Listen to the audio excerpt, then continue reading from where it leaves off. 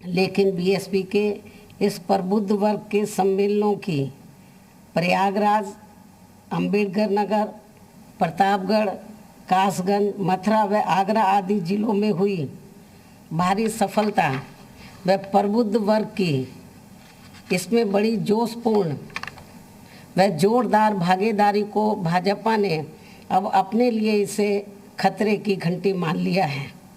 ऐसी लोगों में ये पूरे उत्तर प्रदेश में यह आम चर्चा है और ऐसा इसलिए भी ये प्रतीत हो रहा है कि क्योंकि अब इन्होंने इस कार्यक्रम के विरुद्ध खुलकर सरकारी मशीनरी का भी दुरुपयोग करना शुरू कर दिया है। जबकि बीएसपी द्वारा प्रबुद्ध वर्गों के हो रहे सम्मेलन सरकारी अनुमति आदि के बाद ही तथा कोरोना के सरकारी नियमों का भी पूरी तरह से पालन करके ही आयोजित किए जा रहे हैं। लेकिन अब भाजपा सरकार ने खिसियानी बिल्ली खंबा नोचे की कहावत की तरह ही इस हो रहे कार्यक्रम पर अब नई शर्तें व पाबंदी आदि लगाकर इसे बांधना शुरू कर दिया है। जैसे कार्यक्रमों में जो प्रबुद्ध सम्मेलन हो रहे हैं, उन कार्यक्रमों में कुछ जगह ऐसी शिकायतें मिल रही हैं कि वहाँ का जो प्रशासन है तो उनको लिखकर तो नहीं दे रहा है, कुछ जगह लिखकर भी दे रहा है, कुछ जगह वर्बली बोल रहा है कि आपके कार्यक्रम में इतनी इतनी संख्या से ज़्यादा लोग शामिल नहीं हो सकते हैं, जिसकी बीएसपी कड़े शब्दों में निंदा भी करती है। और ऐसी शर्तें केवल बीएसपी के ही विरुद्ध क्यों, ये भी सोचने की बात है। और इस मामले में केवल जातिगत द्वेष व राजनीतिक स्वार्थ के कारण ही सरकारी मशीनरी का घोर दुरुपयोग करते हुए कल कासगंज के कार्यक्रम के बाद वहां बीएसपी के जिला पदाधिकारी व ब्राह्मण समाज के भी कुछ सम्मानित लोगों के खिलाफ जबरदस्ती केस दर्ज कर लिए गए हैं। ऐसा वहाँ के लोगों का ये मानना है, कहना भी है, ताकि पार्टी के लोगों को डराया व ठंडा किया जा सके। बल्कि ऐसा करके लेकिन ऐसा करके इनमें बीजेपी के विरुद्ध और ज़्यादा गुस्सा व बीएसपी के प्रति और ज़्यादा जोश पैदा हो गया है। वैसे भी यह ब्राह्मण समाज ही नहीं बल्कि पूरा देश देख रहा है कि किसी भी चुनाव व कार्यक्रम आदि में बीजेपी के नेताओं, मंत्रियों आदि के लिए यूपी व अन्य कहीं भी कोरोना नियमों की कोई पाबंदी नहीं है और उन्हें हर प्रकार के कार्यक्रम में कोरोना नियमों के उल्लंघन व उनकी धज्जियां उड़ाने की भी पूरी छूट है।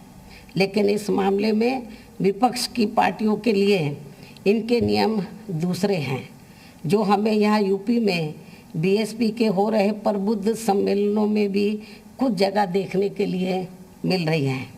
इससे तो ऐसा लगता है कि इन्होंने जातिगत द्वेष व अपने राजनीतिक स्वार्थ में यहाँ कोरोना नियमों का भी पूरे तौर से राजनीतिकरण कर दिया है, जो ये अति निंदनीय भी है। इसके साथ ही यहाँ मैं सभी को ये भी आगाह करना चाहती हूँ कि बीएसपी के प्रबुद्ध वर्ग का ये कारवां ना तो अब रुकने वाला है और ना ही झुकने वाला है, बल्कि हर प्रकार के सरकारी अड़चनों, प्रताड़ना, शोषण व विरोध आदि का अब ये दलितों की तरह डटकर सामना करते हुए लगातार आगे बढ़ता ही रहेगा।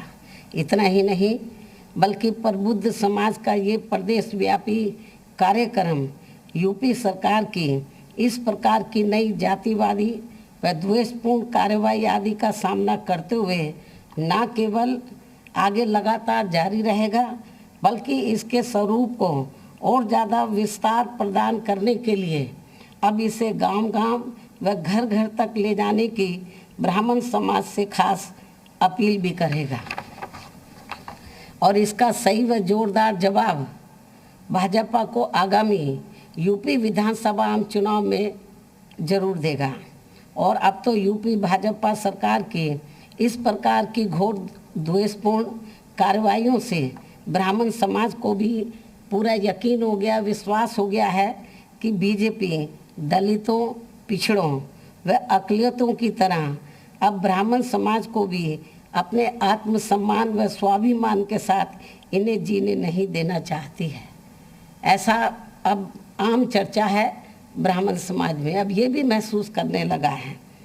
तो इन्हीं जरूरी बातों के साथ ही अब मैं अपनी बात यही समाप्त करती हूँ। धन्यवाद।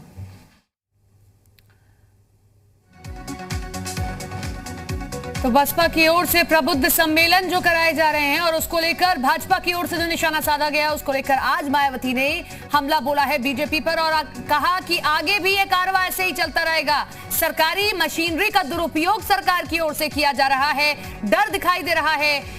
ब्राह्मण सम्मेलन से विपक्ष परेशान हो रहा है। प्रबुद्ध सम्मेलन को खतरे की घंटी सरकार मान रही है।